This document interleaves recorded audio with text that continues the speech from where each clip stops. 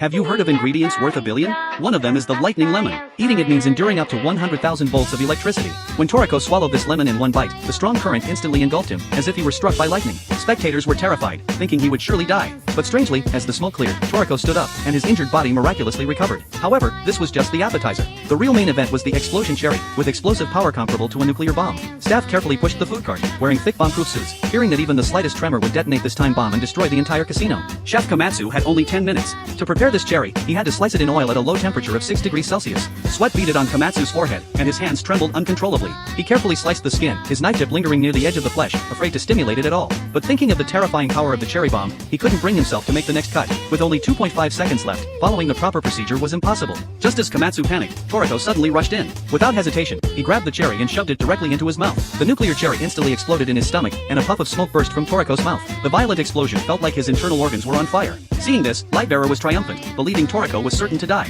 But in the next second, Toriko miraculously stood up again. Thanks to his powerful gourmet cells, Toriko quickly repaired the damaged tissue. By eating the explosion cherry, Toriko's team earned the chance to exchange ingredients with Lightbearer. Toriko demanded Lightbearer's 200-point lightning lemons, offering the 250-point Hanya Panda in return. Everyone was confused. If Lightbearer accepted and ate the panda, Toriko's team would lose for certain. But Lightbearer looked grim, having seen through Coco's intention. Although he could defeat the panda, he forfeited the card to conserve energy. Toriko then, dragging his injured body, ate the 100,000-volt lightning lemon. The gamble wasn't over. It was Lightbearer's turn to choose a card. He immediately selected the 180-point power banana. This banana contained 10 times the electricity of the lightning lemon. A normal person would be instantly killed by a single bite. But Lightbearer remained completely calm. Having mastered the techniques of countless gamblers, handling this ingredient was like taking something out of his pocket. After easily eating the power banana, Lightbearer's score surpassed Toriko's by 130 points again. At this point, all the ingredients on the table combined only total 80 points. Even if Toriko's team ate them all, they couldn't surpass Lightbearer's score. Lightbearer, convinced he had won, deliberately chose incorrectly, leaving all the remaining ingredients for Toriko's team. However, Coco did not give up. He selected 3 ingredients in succession: the rock lizard, the sea urchin mouse, and the serpent-tail crab. Toriko ate them all, closing the gap to 60 points. Now, only one ingredient remained on the table, the extremely poisonous poison potato.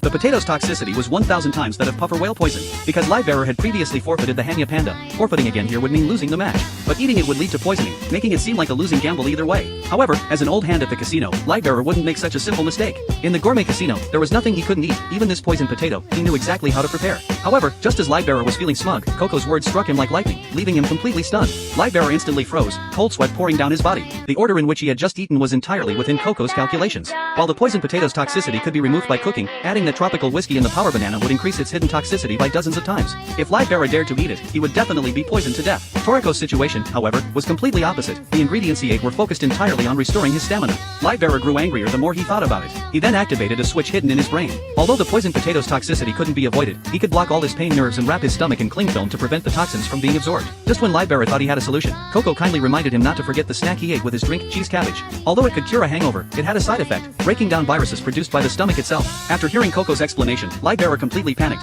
large beads of sweat pouring down his forehead like a waterfall. He hadn't expected every step of his meticulous plan to be seen through by Coco. Lightbearer was instantly enraged. Even though he had lost the match, he was unwilling to accept defeat. With a roar, he summoned his subordinates, preparing for a group fight. It was clear he was being a sore loser. But he overlooked one point. Standing opposite him were 2 of the strongest heavenly kings. Lightbearer fiercely swung his dual axes, but they were all for show, easily dealt with by the demonized Coco. After his defeat, Lightbearer was no longer arrogant. He led Toriko and the others to the brain storage room. This place stored 80% of the world's gourmet memories, and Toriko's target, Meteor Garlic, was among them. Toriko wondered how long it would take to find it in such a vast collection. His companion excitedly told him they didn't need to search for the memory.